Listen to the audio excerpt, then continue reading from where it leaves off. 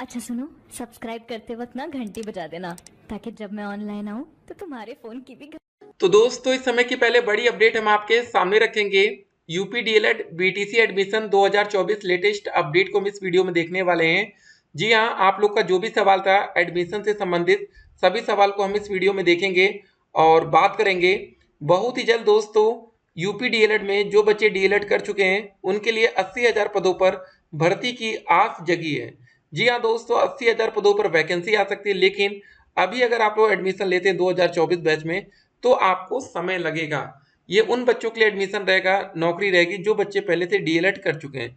चलिए आप लोग यहाँ पर देखिए कमेंट्स, यहाँ पर देखिए लाइन लगी है, सभी बच्चों के कमेंट्स का आंसर हम इस वीडियो में करेंगे। ठीक है, तो एक और बात कि आवेदन की प्रक्रिया कब से शुरू होगी। जी हाँ दोस्तों, सभी बच्चों का एक ही सवाल है, सर डेट बता दीजिए, तारीख बताइए। देखिए यहाँ पर आप लोग तारीख का इंतजार जो होता है ना पीएनपी में, वो बिल्कुल क्लियर नहीं होता। एक बात हम आपको बता दें, जब आपका एडमिशन हो जाएगा, जब आप लोग पढ़ाई करेंगे, वेट करेंगे कि सर हमारा फर्स्ट सेमेस्टर का एग्जाम कब होगा, तो एक एक्सपेक्टेड मंथ होता है कि इस महीने शुरू हो सकता है। लास्ट ईयर 2 जून से ऑनलाइन आवेदन की प्रक्रिया शुरू हुई थी, 2 जून 2023 से। इसलिए ऐसा लग रहा है कि जून में हमारी आवेदन की प्रक्रिया एक बार फिर से शुरू की जा सकती है, क्योंकि देखिए जो इनका पूरा, ठीक है ना, काम होता है वो इसी हिसाब से मैनेज किया जाता है। जैसे इस साल जैसे हुआ नेक्स्ट ईयर भी वैसे होगा। ठीक है, तो 2024 में एडमिशन लेने का पूरा प्रोसेस क्या है। आपका एडमिशन अगर मेरिट के आधार पर होगा तो आप लोग अपने हाई स्कूल का परसेंटेज, 12वीं का परसेंटेज और ग्रेजुएशन का परसेंटेज जोड़ लीजिए। हाई स्कूल में मान लेते 70 आ रहा है, 12वीं में 80% आ रहा है, ग्रेजुएशन में 60 आ रहा है, जोड़ लेंगे तो कितना होगा, ये हो जाएगा 210 नंबर। अगर आपके 210 नंबर, 215 नंबर, 235 से कम आ रहा है, 234 नंबर तक आ रहा है, तो आप मान के चलिए प्राइवेट कॉलेज ही मिल पाएगा। ठीक है, और गवर्नमेंट मिल सकता है। देखिए ये नहीं कोई गारंटी कि 50-50% चांस है। आपको बता दें किस्मत अगर आपकी रही तो 200 नंबर पर भी आपको सरकारी कॉलेज मिल सकता है।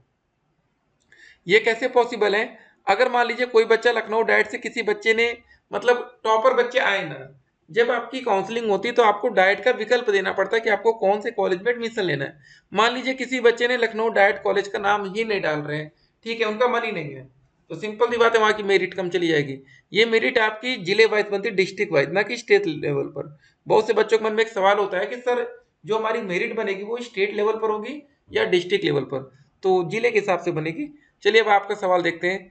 सर हमारा 10वीं में 69 है, 12वीं में 72 है, इतने में हो जाएगा। देखिए यहाँ पर भी आपका ग्रेजुएशन का परसेंटेज और देखा जाएगा। ठीक है, सर डीएलएड का एग्जाम कब तक होगा। देखिए ये वो बच्चे हैं जो डीएलएड कर रहे हैं करंट में, और ये बच्चे आने वाले टाइम में भर्ती में भी सम्मिलित होंगे। डीएलएड एडमिशन फॉर्म कब आएगा। ठीक है, इसी महीने पूरी उम्मीद है। सर अगर 2024 में एडमिशन लेंगे तो कंप्लीट होगा कब डीएलएड। तो देखिए जो आपका बैच बनेगा 2024 से लेकर 2026, ये बैच हमारा बनना चाहिए। सर मेरा 237 नंबर है जनरल से, क्या गवर्नमेंट कॉलेज मिल सकता है, प्लीज रिप्लाई सर। ठीक है, आपको मिल सकता है, लेकिन अगर आपका ईडब्ल्यूएस का सर्टिफिकेट बन सकता है तो वो भी आप बनवा सकते हैं। फॉर्म कब निकलेंगे ये भी बता दिया करिए, जो भी है। तो देखिए फॉर्म आपका जून महीने में आ जाना चाहिए। डीएलएड का फॉर्म आ गया, बस बहुत ही जल्द आपके सामने आएगा। सर अगर किसी का ग्रेजुएशन में बैक लगा हो तो क्या वो बीटीसी में एडमिशन ले सकता है, मतलब बिना बैक, ठीक है, कि एडमिशन हो जाएगा कि नहीं। देखिए आपका ग्रेजुएशन कंप्लीट होना चाहिए, सिंपल सी बात होता है, बैक से नहीं होता। बैक को आपको बाद में क्लियर भी कर सकते हैं, ऐसा थोड़ी नहीं है। जब आप लोग डीएलएड करेंगे यहाँ पर भी आपकी बैक लग सकती है। तो होता है ना कि आप कंप्लीट हो गया, आपका ग्रेजुएशन कंप्लीट हो गया, अब उसमें नंबर बढ़ने घटने नहीं है, तब आइए डीएलएड में एडमिशन लीजिए। ठीक है ना, अगला सवाल देखते हैं। एक बात और, अगर आपको कोई भी डाउट हो, अगर आपको 1% भी डाउट है, तो आप अपने जिले के किसी भी प्राइवेट या डाइट कॉलेज पर जाकर एक बार संपर्क कर लीजिएगा। नहीं तो दोस्तों जब ये ऑनलाइन काउंसलिंग होती है ना, जो आप 10,000 रुपये ऑनलाइन जमा कर देंगे, ये पैसा रिफंड नहीं आता है, ये पैसा आपका डूब जाएगा, ध्यान रखना है। अगला सवाल, सर प्लीज बताइए कि डीएलएड में सारे सब्जेक्ट हिंदी में लिखने होते हैं क्या। अगर हिंदी में होंगे तो हम बीएससी वाले कैसे कर पाएंगे। देखिए बेटा, सभी बच्चे ध्यान रखिए, आपको हिंदी में ही लिखना पड़ेगा। हिंदी में ही सारे विषय होते हैं, जरा आपको दिखा भी देते हैं।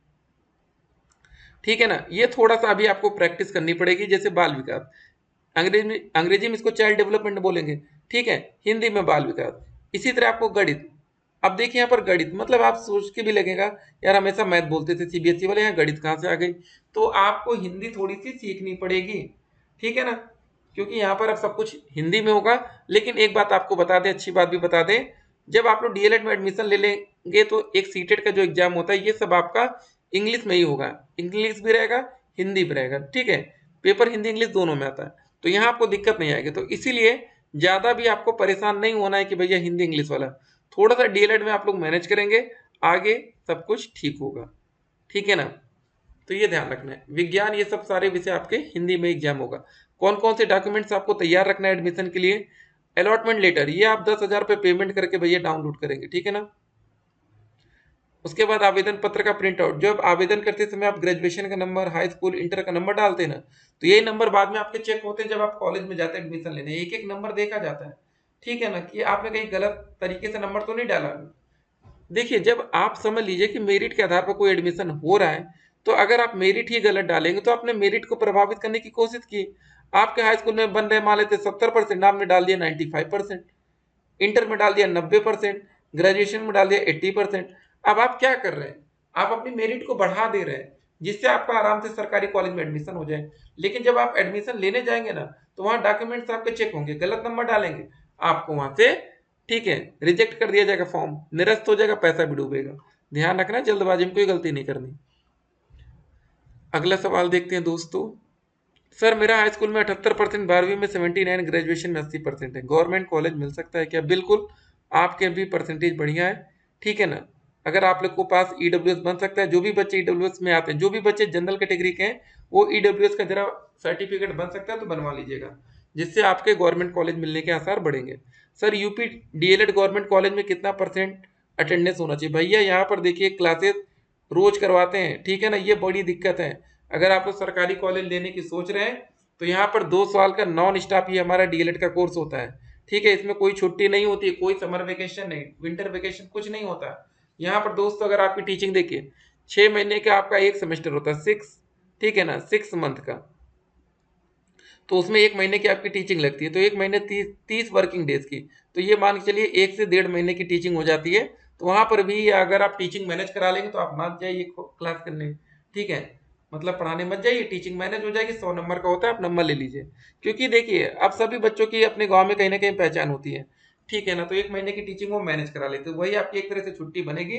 बाकी अगर आप सरकारी कॉलेज में जाएंगे तो आपको रेगुलर क्लासेस करनी पड़ेगी, ये बहुत ध्यान रखेंगे।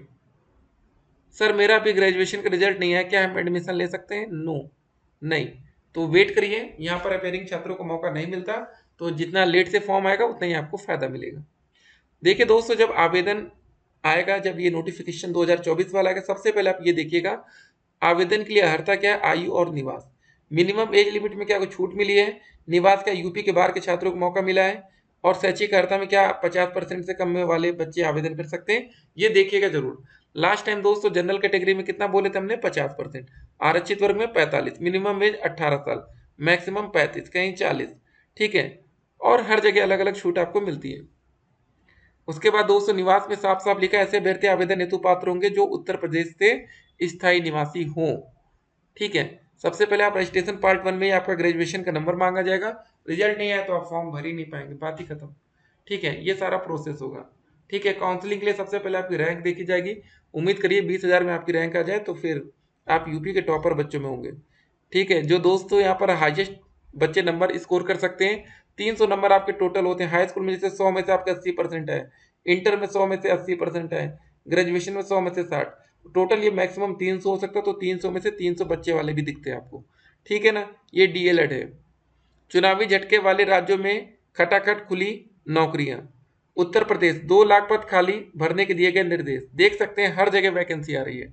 मिलते हैं एक और वीडियो में, तब तक के लिए स्टे कनेक्टेड। अगर आप लोग हमारे यूट्यूब चैनल पर हो तो चैनल को सब्सक्राइब जरूर करिएगा, और वीडियो को अपने दोस्तों के साथ शेयर करके लाइक करना मत भूलिएगा। फिर मिलते हैं, स्टे कनेक्टेड।